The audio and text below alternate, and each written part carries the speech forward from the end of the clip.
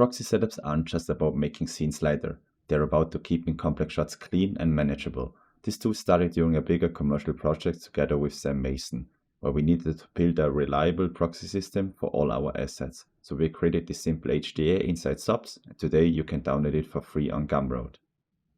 Alright, let's jump into Houdini and take a look at how it actually works. Let's say we have a model or this 3D scan here, and we did some modification, or we just imported it and we want to do a proxy geometry out of it. You start with placing down a grab for stage and connect the first input. And I will explain the concept real quick.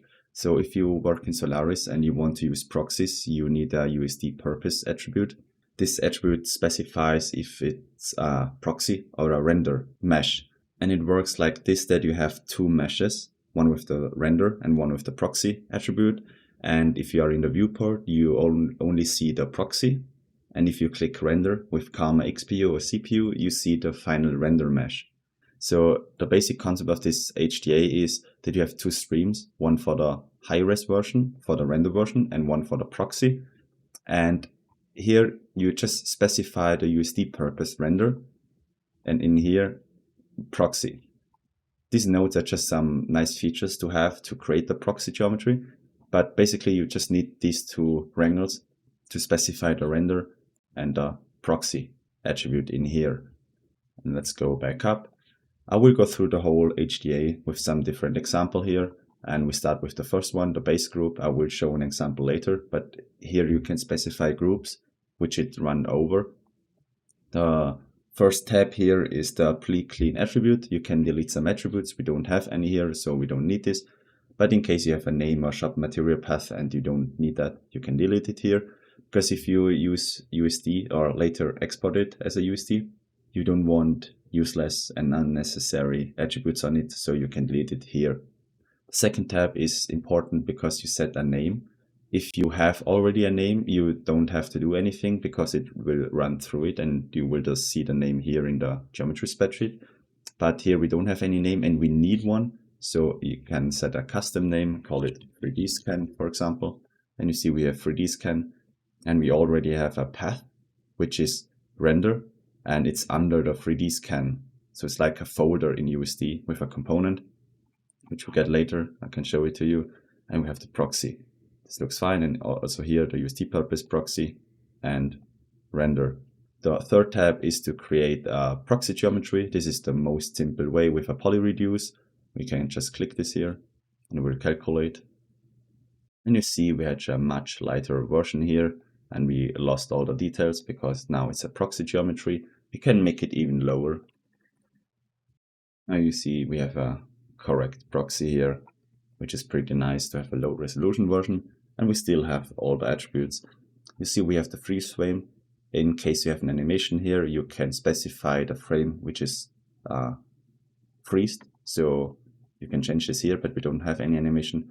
I will also explain the keep animation later in another example. The fourth tab is to stash the geometry. If you reopen the OBJ network or reopen the file, you don't want to calculate all the PolyReduces all the time. So we can just stash it and enable this.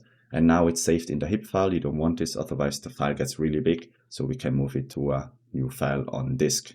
And it's saved under $HIP. This is the path where the whole file is saved, and under the folder stash. In the last tab here, we can delete some attributes and some groups. You can do whatever you like in here. I just had the basic here, like name, USD purpose, path. You might want to use later in Solaris, so we can keep this here. But you can change it wherever you want. It's just an attribute delete under the hood. And let's say the proxy is still too high, or you have like a lot of scattered things and you actually don't need a proxy. You just want an empty viewport, or like you don't want to show the actual mesh and just in the render part. So you can disable the proxy. It's still there. We still have all the attributes, but we don't just see the proxy, and the viewport is much faster. Now let's have a look how it looks in Solaris. So we have three outputs here. The first one you have to use to go to Solaris. Let's call this Solaris. Second one is the high-res version. High-res. And the last one is the proxy. You only need the first one. I included the second and the third one too, because often you want still the high-res version in SOPs to have some nice previews or just a proxy. And so I added these outputs, but you just need the first one. You can copy that, go into Solaris. I just did a small setup here and paste it in here. So we see we now have the low-res version here, and we have it under world because I specified the path here, the path prefix. And here we have world. 3D scan is the name we set before, and we have the proxy and the render geometry. Let's have a look at here. Right now, if you click Karma XPU, we see it's the low-res version, but if you click render, we have the high-res version now with all the details, which is pretty nice. But we can switch it to preview, which is the proxy. You see we have the proxy mesh, or back again to final render. Same here. If you don't want to see the proxy because you do some modification or anything and you need the high-res version, just click on final render and you have the high-res mesh here. Let's skip this proxy. Let's go back up. Let's say you want to use some custom meshes for the proxy geometry here. You can just do that, like here, for example, with a VDP and a convert VDP, and plug it in into a second input and enable custom proxy shape. So you have your custom shape in here. You still have all the details and all the attributes. Let's copy that.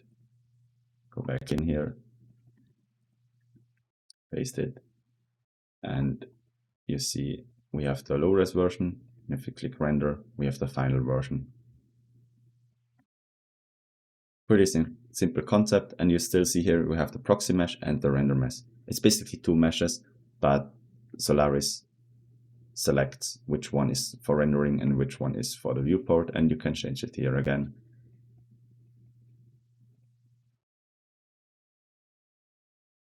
And the last example here, let's say we have Craig with an animation, walking animation, and you want to do a proxy mesh for this.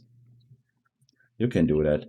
Just place down the prep for stage, do a PolyReduce, and you see now it's freezed. So you can't have the animation here. And we can change the frame to like 25 or something. You see it's still freezed and you can change this here. But let's say you want to keep the animation. You just enable this. And now it uses a point deform inside this node. And it works perfectly fine. But you see we have some problems here. Craig is built with a lot of individual pieces. And sometimes some pieces like this hammer grip thing here tries to follow the arms. But we want only the hammer follows the hammer. And we have some name here, some name attribute strings. We can just use this. It's basically in the point deform node to only deform separate pieces. So the arm only follows the arm and the head only follows the head without having any effect on the chest or the shoulder or anything. And you see it works perfectly fine. And now I will show the group. What if you only want the head and the chest to be a proxy mesh? You can select it here. For example, here with the name here. And you can select the head, the jaw, the chest. And now you only have here a proxy mesh. Let's go down like 2% or maybe 1%, like this. Copy that, go to stage, paste that. You see we have the proxy mesh here, render. And we haven't the final mesh here because we have to specify it here again because we changed it before. Final render, and you have it. Let's have a look here, it's much brighter. We have the final mesh, go back to Vulkan, and we have the proxy. And if you look at this, we have the individual names, which comes with Craig. So we didn't set up any custom names, so we get all the different meshes in here. You might want this, maybe you don't, depending on your setup. But you see we have a new X-form here with the proxy and the render for the chest, for the head and for the jaw, also for the horns. And that's basically it with the whole setup. We can go back up and have a look again at the prep stage. It's basically just a simple setup for the proxy creation and for the final render, and then you merge both meshes, and then you have like a whole setup with the different parts. If you want to use this HDA, it's available for free on my Gumroad, link is in the description below. It's the same proxy and render workflow I use in the Environment and Creature FX course, where I built a full shot from scratch and rendering in Solaris. Thanks for watching, and feel free to tweak the setup for your own projects.